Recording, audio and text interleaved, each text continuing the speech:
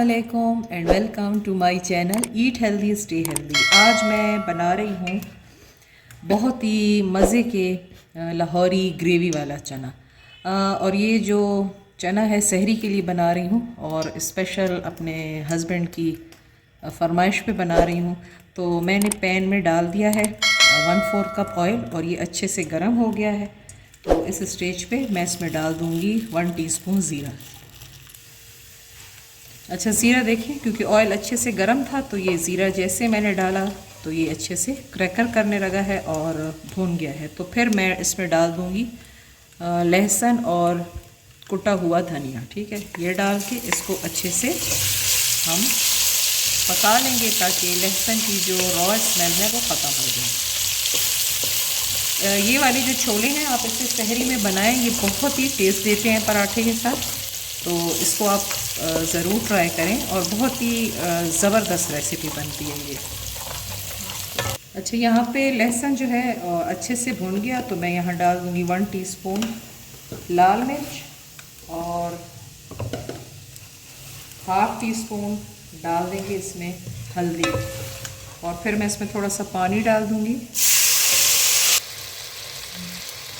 अच्छा, फिर इसमें मैं डाल दूँगी ½ टीस्पून पिसा भुना हुआ धनिया का पाउडर और ये डालकर अच्छे से इसे पका लेंगे।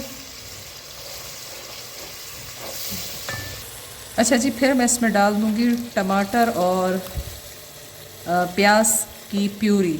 ये मैं आपको पहले भी बता चुकी हूँ कि मैं ये किस तरीके से बनाती हूँ। मैंने 2 प्याज मीडियम साइज़ के और 1 बड़ा टमाटर अच्छे से बॉयल कर लिया और फिर मैंने उसके बाद इसको ब्लेंड कर दिया तो ये कुछ इस फॉर्म में आ जाता है। अब हमने इसको अच्छे से भून लेना है और फिर हमने इसमें नेक्स्ट इंग्रेडिएंट्स डालने हैं।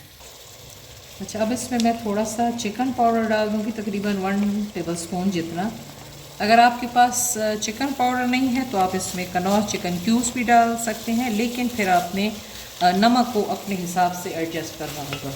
तो बेस्ट यही है कि आप इसमें चिकन पाउडर डालें, क्योंकि जब हम छोले बॉयल करते हैं तो उस वक्त भी हम नमक डाल देते हैं। तो अगर आप चिकन क्यूब्स यूज़ कर रहे हैं तो फिर आपने छोलों में नमक कम डालना है। अच्छा जी, हमने इसको अच्छे से भून लेना है इस ग्रेवी को। अच्छा जी, यहाँ पे ये देखिए, ये मेरे पास है आलू और मसूर की दाल का मिक्सचर। मैंने 1/4 कप मसूर की दाल ले ली थी और उसके साथ मैंने 1 छोटा पोटैटो ले लिया था। उनको मैंने थोड़ा सा नमक डालकर बॉयल कर लिया और फिर उसके बाद मैंने इनको ब्लेंड कर दिया और अब हम ये भी इसमें डाल देंगे। अच्छे से इसे मिक्स करेंगे।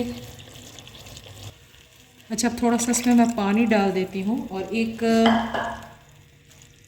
ये देखें, ये है मेरे पास साशे ब्लैक टी का, लिप्टन का साशे है, ये भी हम इसमें डाल देंगे और ये अब अपना ना कलर इसमें छोड़ेगा, बहुत अच्छा सा कलर इसमें छोड़ देगा।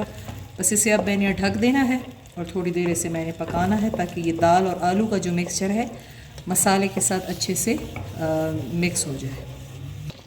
अच्छा जी, देखें अब ये जो मसाला है अच्छे से ये बन चुका है और ये जो टी है ये देखें इस तरीके से अपना कलर जो है इसमें छोड़ रही है। तो अभी फ़िलहाल मैं इसको नहीं हटाती, इसमें पड़ी रहे। और अब मैं इसमें छोले डाल दूँगी जो मैंने पहले से उबाल कर रखे हुए थे।